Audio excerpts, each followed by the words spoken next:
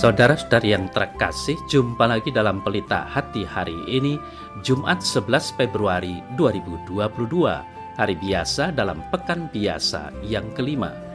Bersama saya Romo Thomas Suratno SC dari Paroki Cilandak, Jakarta Selatan, mendengar dan merenungkan Sabda Tuhan, yakni firman Tuhan yang tersurat dalam Injil Markus, bab atau pasal 7, ayat 31 sampai dengan ayat 37.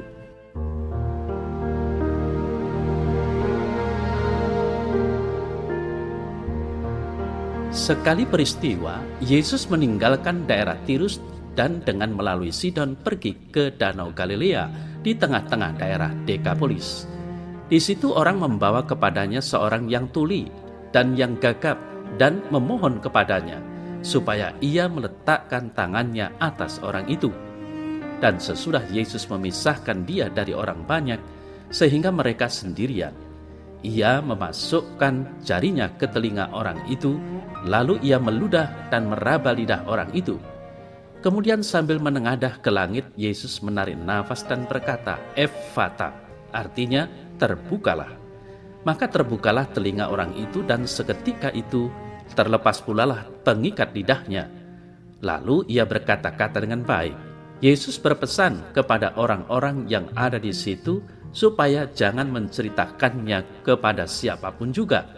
Tetapi makin dilarangnya mereka, makin luas mereka memberitakannya. Mereka takjub dan tercengang dan berkata, "Ia menjadikan segala-galanya baik. Yang tuli dijadikannya mendengar, yang bisu dijadikannya berkata-kata."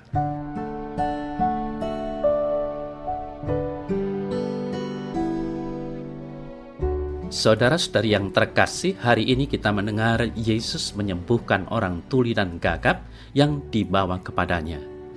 Yesus memisahkan ia dari orang banyak. Rupanya Yesus ingin berdua saja dengan si tuli dan gagap itu. Dia ingin berelasi secara personal dan akrab. Dengan begitu, Yesus dapat membuka ketulian dan kegagapan yang menghalangi orang itu untuk berelasi dengan orang lain. Saudara-saudari yang terkasih, warta Injil hari ini sungguh indah. Jika kita ingin merenungkannya secara lebih mendalam, kita dapat merefleksikan bahwa sebenarnya kita semua juga sakit. Kita juga terkadang sakit tuli dan gagap.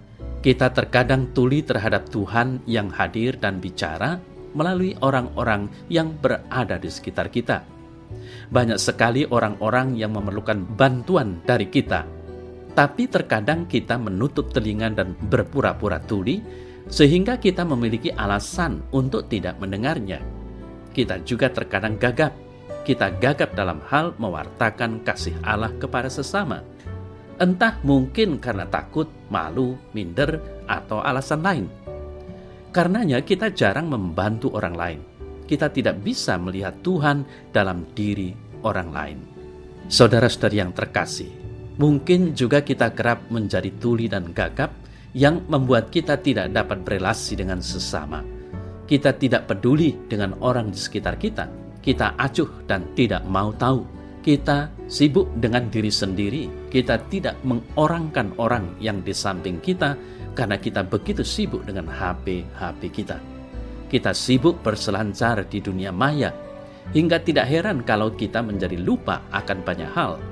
Kita tidak tahu apa yang terjadi di sekeliling kita, dan parahnya lagi, kita tuli akan panggilan Tuhan.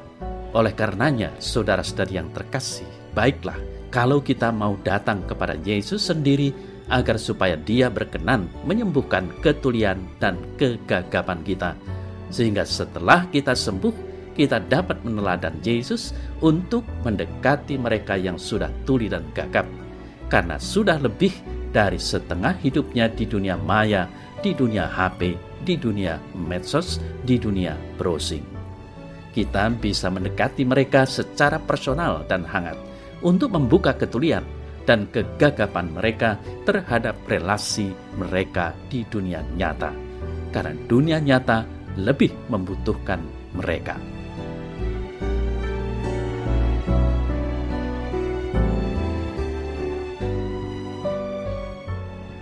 Dalam nama Bapa dan Putra dan Roh Kudus.